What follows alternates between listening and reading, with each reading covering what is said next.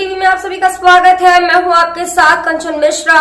चलिए रुक करते हैं खबरों की तरफ। दड़ियाल में ईद की नमाज के बाद मुल्क में अमन चैन और भाईचारे के लिए कराई गई दुआ। जनपद रामपुर के नगर सहित क्षेत्र के गांवों में ईद उल फितर की नमाज अदा की गई है। नमाज के बाद मुल्क में अमन चैन और भाईचारे के लिए दुआ कराई गई। दुआ में हजारों हाथ अल्लाह की बरगाह में उठे। मुस्लिम समुदाय के लोगों ने एक दूसरे को गले मिलकर ईद की मुबारकबाद दी। ईदगाह के बाहर सुरक्षा की दृष्टि से पुलिस फोर्स तैनात रहा। गुरुवार को नगर में टांडा मार्ग पर स्थित ईदगाह में सुबह 8 बजे नमाज के लिए नियत की। नमाज से पूर्व टांडा मार्ग पर बयान शहर इमाम मौलाना मोहम्मद उस्मान मफ्ताई ने किए। शहर इमाम मौलाना मोहम्मद उस्मान मफ्ताई के बीमार होने के चलते नायब शहर इमाम मौलाना मोहम्मद हसन कासमी ने नमाज अदा की। पहला अशरा रौनक का होता है, दूसरा अशरा मगफिरत का होता है और तीसरा अशरा जहन्नम या दोज़ख किसे आज़ादी का होता है। रमजान का महीना विदा होने पर हर ईमान वाले मुसलमान का दिल रोता है। रमजान का महीना जुदा होता है तो आसमान तक रोता है। जैसे हर मुसलमान ने रमजान के महीने में रोजे रखे, नमाज पढ़ी, इसी तरह रमजान के बाद भी नमाज को कायम रखें। नमाज के बाद मुल्क में अमन चैन और भाईचारे के लिए दुआ कराई गई।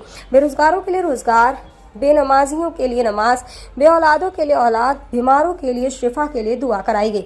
दुआ में हजारों हाथ अल्लाह की बरगाह में उठे। नमाज के बाद लोगों ने एक दूसरे को गले मिलकर ईद की मुबारकबाद दी। अपने अपने परिचितों को घर बुलाकर सिमई खिलाई गई। और दूसरी ओर क्षेत्र के गांव रामपुर, धम्मन, अकबराबाद, पर्वतपुर, सूरजपुर, जमालगंज, चौखंडी, लोधीपुर नायक, कुंडेसरा, बहुपुरा, जटपुरा, पिपली नायक आदि गांवों में ईद की नमाज अदा की गई। टाना में ईदगाह में सुबह 8 बजे नमाज की अदा की गई। जामा मस्जिद में 8:15 पर नमाज की अदा की गई, जबकि थाने वाली मस्जिद में 8:30 बजे पर नमाज अदा की गई। ईद उल फितर की नमाज अदा कराई है, मुस्लिम समाज को क्या संदेश दोगे?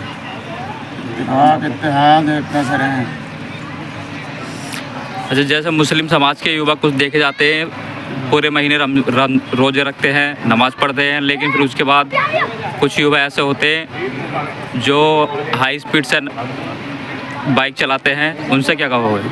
शांति से चलाना, अपने से चलाना, इसी तरह अपने सुकून से चलाएंगे तो खुद भी फायदे में है और दूसरे भी फायदे में है।